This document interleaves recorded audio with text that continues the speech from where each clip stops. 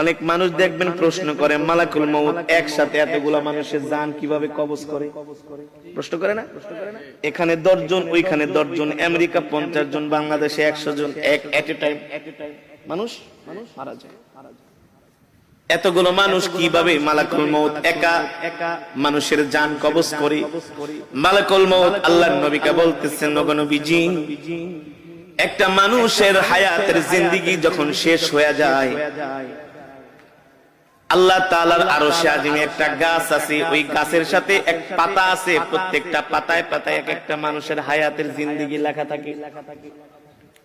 যখন তার হায়াতের জিন্দেগি শেষ হয়ে যায়, 40 দিন বাকি থাকে, তার হায়াতের জিন্দেগির ওই গাছের পাতাটা হলুদ বর্ণ হয়ে যায় 40 দিন আগে। ওই বান্দাকে যে ফেরেশতার মাধ্যমে রিজিক দেওয়া হয়, ওই রিজিকওয়ালা ফেরেশতা 40 দিন আগে আয়েশা বইলা যায়, আল্লাহ তোমাকে 40 বছরের 50 বছরের জিন্দেগি দিয়া দুনিয়াতে পাঠাইছে, তোমার জন্য আল্লাহ যতটুকু রিজিক নির্ধারণ করছে, তোমার রিজিক খাওয়া শেষ, আর মাত্র 40 দিনের রিজিক বাকি আছে। কয়দিন?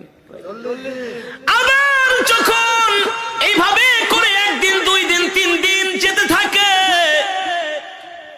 প্রত্যেকদিন ফেরেশতা আয়েশা তার মাথার সামনে বৈশা বলে, শোনো শোনো, তোমার বাকি আছে আর 38 দিন, 37 দিন, 36 দিন।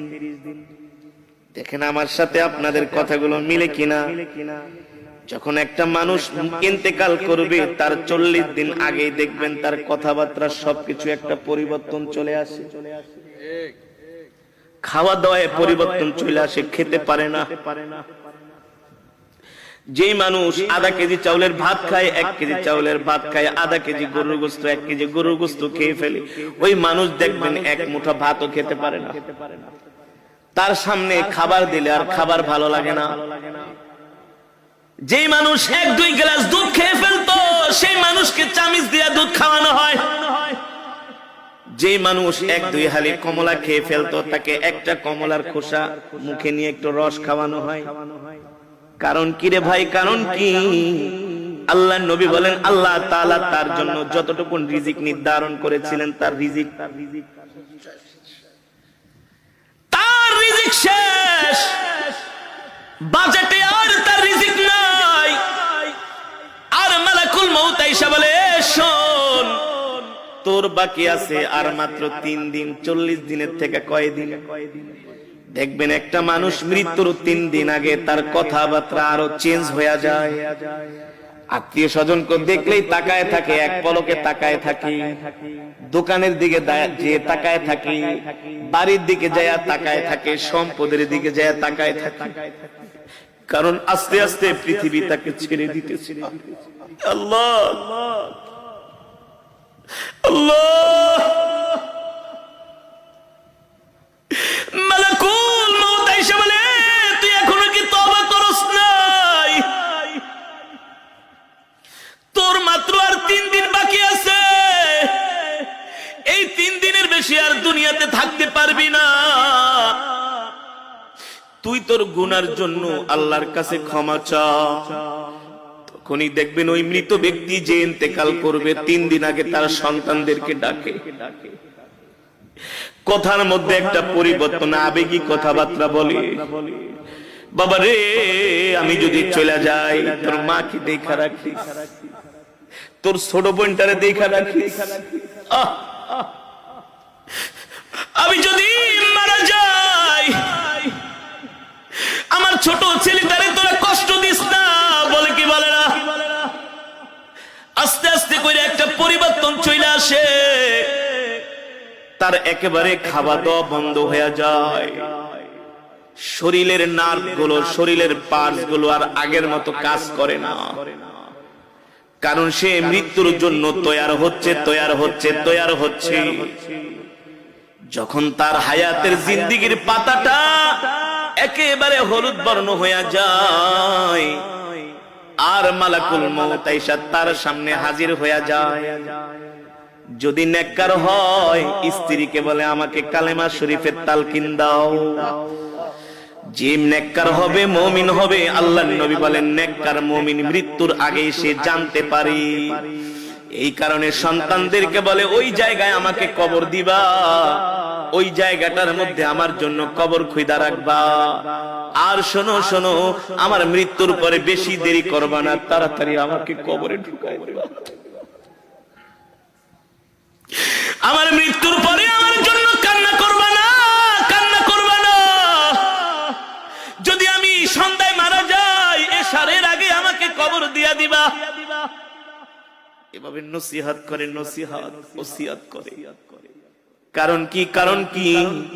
আল্লাহ নবী সরকারে দো আলম বলেন নেককার ব্যক্তির মৃত্যুর আগে সে সব জানতে পারে, সব দেখতে পায়।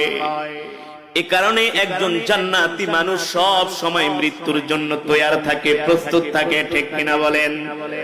কেমন তৈয়ার, কেমন প্রস্তুত? তার নখগুলো কাইটা রাখে, তার চুলগুলো কাইটা রাখে, তার লোমগুলো কাইটা রাখে, ওযু অবস্থায় থাকে। যে কোনো সময় মালাকুল মউত তাকে পাকড়াও করতে পারে। ঠিক কিনা বলেন? আল্লাহর নবী সরকার দো আলমের ইন্তেকালের আগে আল্লাহর নবী আম্মা জান আয়েশাকে বলে, আয়েশা রে আমার মিসওয়াকটা দাও। আম্মা জান আয়েশা বলে, আমি আল্লাহর নবীর হাতে মিসওয়াক দিলাম। আল্লাহর নবী সুন্দর করে মিসওয়াক করতেছেন। মিসওয়াক করার পরে উত্তম রূপে আল্লাহর নবী ওযু করলেন। আমি জিজ্ঞেস করলাম, ও প্রাণের স্বামী আল্লাহর নবী, আপনি এত সুন্দর করে মিসওয়াক করতেছেন, ওযু করতেছেন, কারণ কি? আল্লাহর নবী বলে, এ আয়েশা, একটু পরে আমার জান কবজ করার জন্য মালাকুল মউত আমার বাড়িতে হাজির হবে।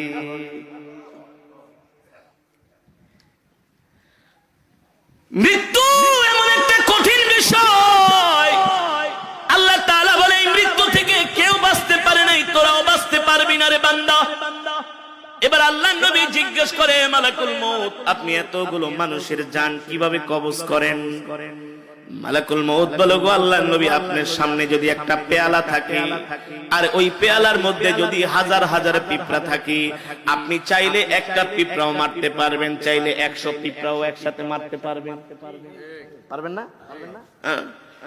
মালাকুল মউত বলে,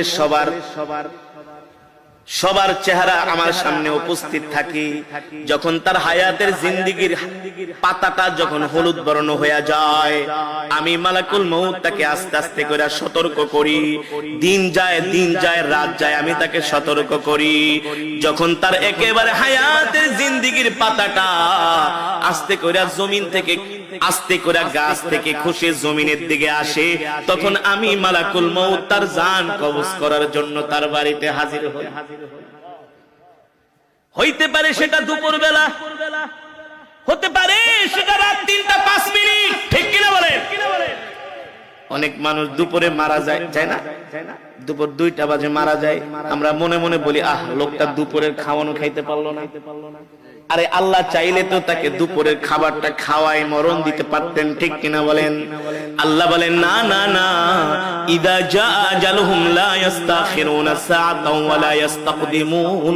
আমি আল্লাহ প্রত্যেকটা মানুষের হায়াতের জিন্দেগীর একটা সময় নির্ধারণ করছি। এ বান্দা, তোমার মৃত্যু 1 মিনিট আগেও হবে না, তোমার মৃত্যু 1 মিনিট পরেও হবে না। আমি আল্লাহ যখন নির্ধারণ করছি তখনই তোমার কেবল মৃত্যু হবে। ঠিক কিনা বলেন?